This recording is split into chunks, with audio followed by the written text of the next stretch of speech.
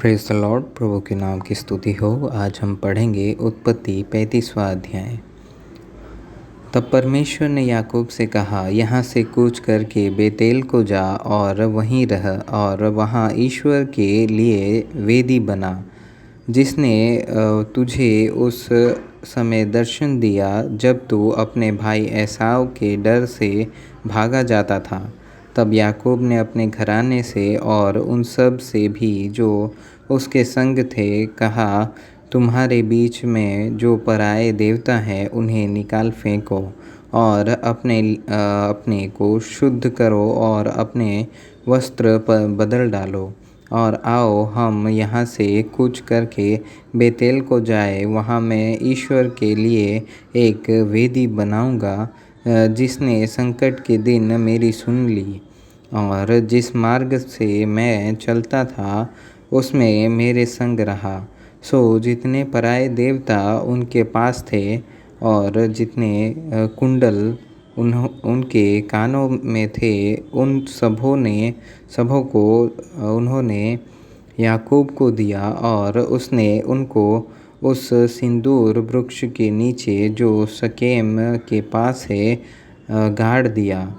तब उन्होंने कूच किया और उनके चारों ओर के नगर निवासियों के मन में परमेश्वर की ओर से ऐसा भय समा गया कि उन्होंने याकूब के पुत्रों का पीछा न किया। सो याकूब उन सब समेत जो उसके संग थे कनान के लूज नगर को आया। वह नगर बेतेल भी कहलाता है। वहाँ उसने एक वेदी बनाई और उस स्थान का नाम एलबेतेल रखा, क्योंकि जब वह अपने भाई के डर से भागा जाता था तब परमेश्वर उस पर वहीं प्रकट हुआ था। और रिबका की दूध पिलाने हारी धाय दबोरा मर गई और बेतेल के नीचे सिंदूर वृक्ष के तले उसको मिट्टी दी गई और उस सिंदूर वृक्ष का नाम अलोन बक्कूत रखा गया। फिर याकूब के पद्दनराम से आने के पश्चात परमेश्वर ने दूसरी बार उसको दर्शन देकर आशीष दी और परमेश्वर ने उससे कहा, अब तक तो तेरा नाम याकूब रहा है, पर आगे को तेरा नाम याकूब न रहेगा, तू इज़राइल कहलाएगा। सो उसने उसका नाम इज़राइल रखा। फिर परमेश्वर ने उससे कहा, मैं सर्वशक्तिमान ईश्वर हूँ, तू फूले फले और बढ़े और तुझसे एक जाति वरन जातियों की एक मंडली भी उत्पन्न होगी और तेरे वंश में राजा उत्पन्न होंगे। और जो देश में मैंने इब्राहिम और इसहाक को दिया है वही देश तुझे देता हूँ और तेरे पीछे तेरे वंश को भी दूंगा। तब परमेश्वर उस स्थान में जहाँ उसने याकूब से बातें की उसके पास से ऊपर चढ़ गया और जिस स्थान में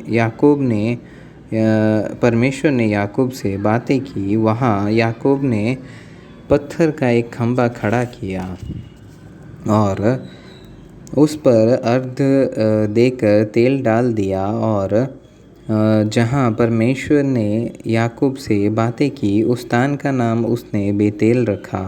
फिर उन्होंने बेतेल से कूच किया और एप्राता थोड़ी ही दूर रह गया था कि राहेल को बच्चा जनने की बड़ी पीड़ा आने लगी।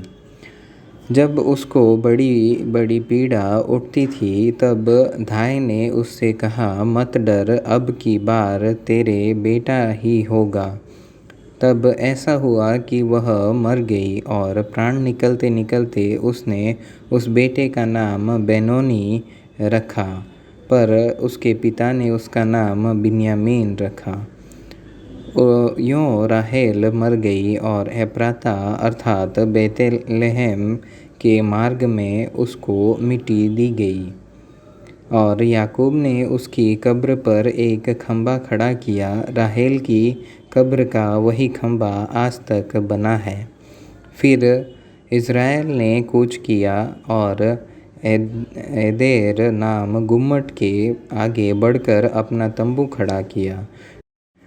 जब इज़राइल उस देश में बसा था तब एक दिन ऐसा हुआ कि रूबेन ने जाकर अपने पिता की रखैली बिल्हा के साथ कुकर्म किया और यह बात इज़राइल को मालूम हो गई।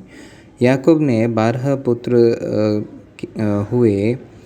उन में से लिया के ये पुत्र थे, अर्थात याकूब का जेठा रूबेन, फिर शिमोन, लेवी, यहूदा, इसाकार और जबूलून। और राहेल के पुत्र ये थे, अर्थात यूसुफ और बिन्यामीन। और राहेल की लौंडी बिल्हा के पुत्र ये थे, अर्थात दान और नप्ताली। और लिया की लौंडी जिल्पा के पुत्र ये थे, अर्थात गाद और आशेर। याकूब के ये ही पुत्र हुए जो उससे पद्दनराम में उत्पन्न हुए। और याकूब मम्रे में जो करियत अर्बा अर्थात हेब्रोन है, जहाँ इब्राहिम और इसहाक परदेसी होकर रहे थे, अपने पिता इसहाक के पास आया।